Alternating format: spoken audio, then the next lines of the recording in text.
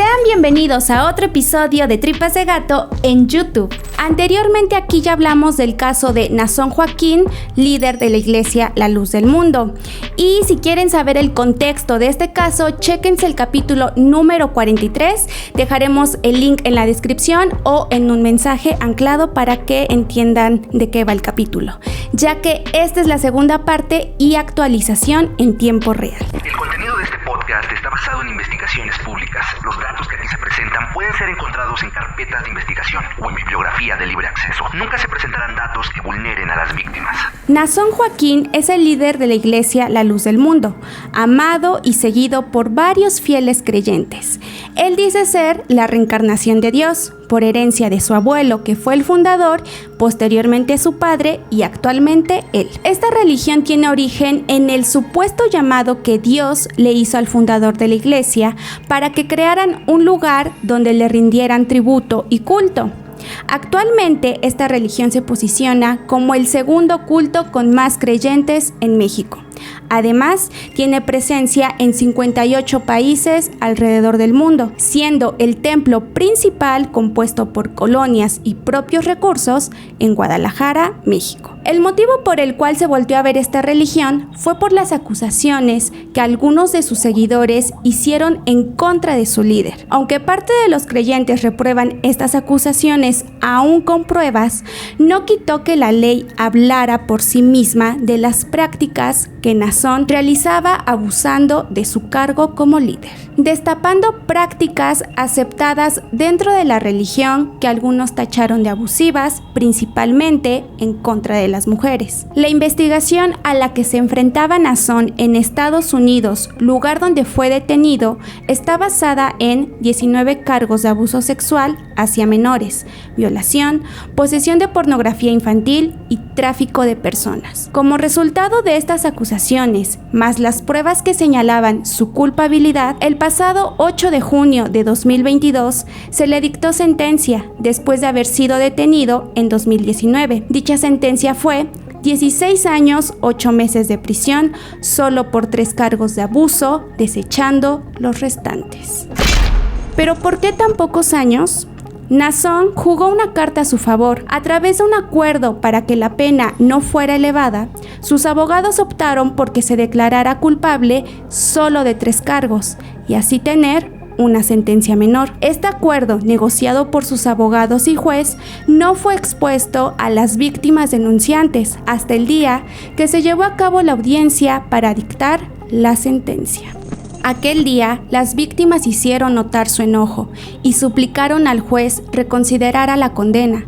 Dijeron que esto era pasar por alto sus denuncias y todo el sufrimiento que Naasón y la iglesia les había hecho vivir. Después de mostrar su inconformidad, contaron al juez una vez más a detalle lo que el líder hizo con ellas y otras menores en nombre de Dios. Dentro de las acusaciones que no procedieron estaba la de Moisés Padilla, víctima que nació y creció dentro de esta religión. Él acusó a la iglesia y a varios miembros de haber sido torturado tras evidenciar abusos sexuales, pero no solo por parte de Naasón, sino también de su padre, que en su momento era el líder, evidenciando que esto era una práctica que se venía haciendo desde hace años, poniendo siempre a Dios como objetivo. Algunas de las cosas que dijeron las 4 víctimas en el juzgado fueron las siguientes. La manipulación era pieza clave.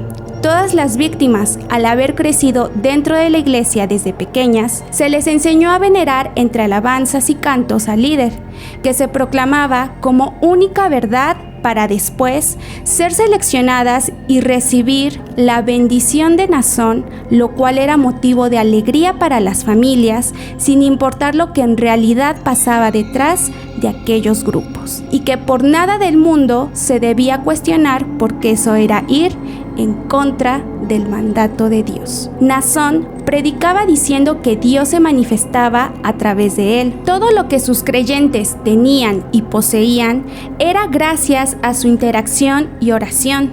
Sin su presencia en sus vidas no sería lo mismo. Ese poder de manipulación hizo que todos sus seguidores fueran fieles a él y no dudaran de su palabra, al grado de que algunos padres ofrecieron voluntariamente a sus hijas para servir al líder, ya que sus deseos eran órdenes sagradas. Entre las prácticas que Nazón tenía con sus víctimas estaban llamar al líder papi, pues según él, eso era un protector con el que no les faltaría nada. Por eso, niñas y jóvenes no debían negarse a ese llamado de la bendición, dudar o cuestionar estas prácticas, porque esto haría que Dios las castigara y sus familias sintieran vergüenza, haciendo que todo mundo les diera la espalda y las juzgara. La víctima 2 reafirmó esto último y dijo que su familia la abandonó en cuanto contó sobre este abuso. Ellos le dijeron que sus acusaciones eran blasfemias hacia el líder y por ende a Dios. También hicieron mención de un grupo llamado las Angelitas, integrado solo por menores y a las que Nazón ordenaba que entre ellas mismas tuvieran relaciones, mientras él las veía. Una de las víctimas dijo que primero les hacían creer que pertenecer a este grupo era casi ser llamadas por Dios. Esa alegría que en un principio sentían cambiaba en cuanto les hacían ponerse solo ropa interior para orar. Una de las víctimas señaló que pasando los días, las personas a cargo le dijeron que al líder le gustaban los regalos y que debía pensar en el regalo más preciado que ella tenía. Estaban hablando de su virginidad. Sin embargo, a pesar de que hubo gente que estaba al tanto de estas prácticas, les decían a las jóvenes: es una bendición impartida por Dios perder la virginidad con él, el líder. Las jóvenes que estaban al servicio de Nazón no podían tener amigos o contacto con otros hombres porque le debían respeto. Cuando quisieron alzar la voz y señalar los abusos, Nazón se limpió las manos con sus seguidores, haciendo creer principalmente a las familias de sus víctimas que esa práctica no era abuso, sino simplemente el deseo y voluntad de Dios, por lo cual no era nada malo. Pero en caso de que la familia creyera las palabras de las víctimas, Nazón decía que ellas eran las pecadoras y culpables. Las tachaba de prostitutas y drogadictas, porque supuestamente ellas jamás se habían negado.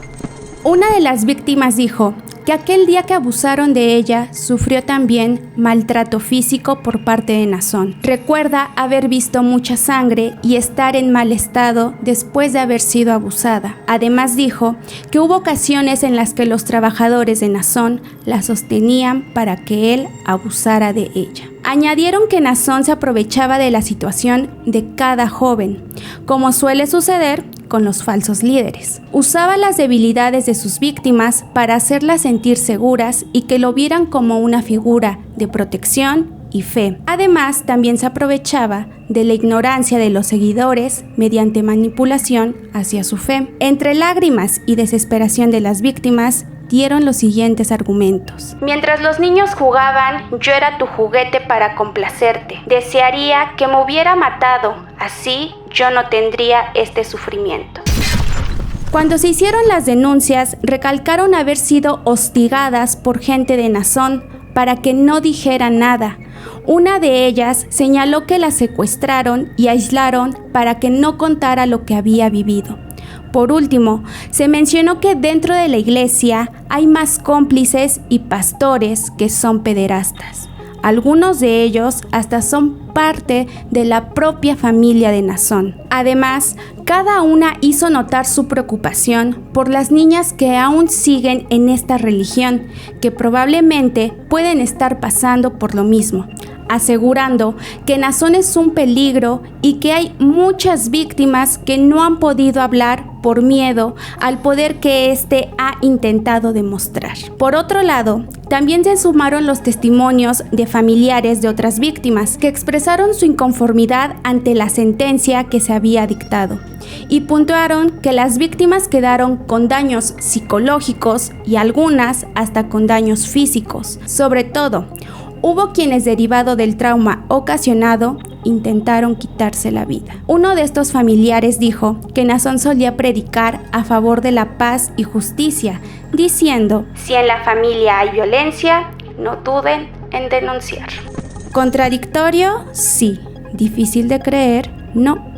Porque esto es lo que suele pasar y es lo que suelen hacer este tipo de personas: caer bien y hacer creer que están del lado bueno de la justicia para que nunca duden de ellos. Una vez terminado el juicio, el juez mostró su desacuerdo con el veredicto final, el cual dijo tuvo que ser apegado a la ley, y mirando a las víctimas les dijo que tenía las manos atadas. Después se dirigió a Naasón para decirle: usted es un depredador sexual. Naasón, además de su sentencia, quedará registrado como un delincuente sexual. A la par que se llevaba el juicio, seguidores de Naasón se unieron en una jornada de oración en la iglesia con sede en Guadalajara para pedir por su libertad e inocencia. Dijeron que por lo que estaba pasando Naasón era algo que Dios había querido, porque los elegidos de Dios siempre han sufrido mucho. Ante este señalamiento, el Ministerio de Comunicación Social y Relaciones Públicas de la Iglesia se pronunció a favor de Naasón y reafirmaron su apoyo y confianza. Mandaron un mensaje a todos sus seguidores, incitando a no creer en las acusaciones, pues todo este proceso había sido causado por personas malintencionadas, destacando que el haberse nombrado culpable solo había sido para que tanto él como la iglesia no se vieran perjudicados entre tanto dolor e injusticia, y poder salir pronto para reunirse con su familia y fieles creyentes. En la carta se puede leer: desde su detención en 2019, el apóstol ha sido sometido a un proceso en el que se suprimieron, escondieron, fabricaron y alteraron pruebas. Sin derecho a evidencias no hay defensa. Sin derecho a evidencias no puede haber un juicio justo. Él seguirá ministrando a la iglesia desde el lugar donde se encuentre. Este es un camino que Dios ha puesto delante de él por una razón, como lo hizo con el apóstol Pablo.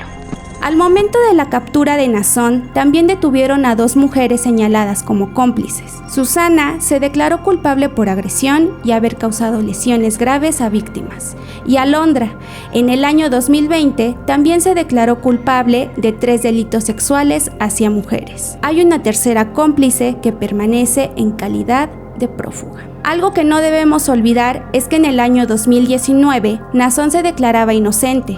Incluso, sus abogados dijeron que todo esto era un complot en contra de su cliente. En sus palabras: "Este es solo un round y va a ser una pelea larga y vamos a pelear, porque sabemos cuál es la verdad y vamos a probarlo". Ahora, en este año 2022, la situación es distinta, porque no hay que olvidar y pasar por alto que, con o sin trato, él aceptó los cargos de abuso a menores, es decir, aceptó que lo que hacía era un delito y para limpiarse las manos y no quitarse el título de líder, lo justificó diciendo a sus seguidores que este trato era la opción para proteger a la iglesia, que es su familia. Además, como no suele ser raro, este caso también se vio altamente relacionado con la política. Naasón se involucró con gobiernos, alcaldes, senadores, diputados y hasta artistas. Prueba de esto fue el polémico aniversario de 50 años que celebró en el Palacio de Bellas Artes,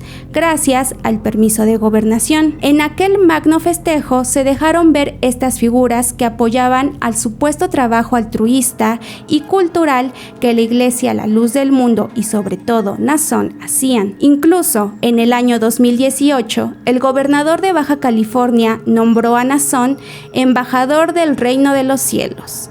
Y también dijeron que la iglesia promovía la formación de los mejores humanos en el mundo. Además de que el municipio de Tecate le había hecho la entrega de las llaves de la ciudad por ser un visitante distinguido. ¿Un país laico?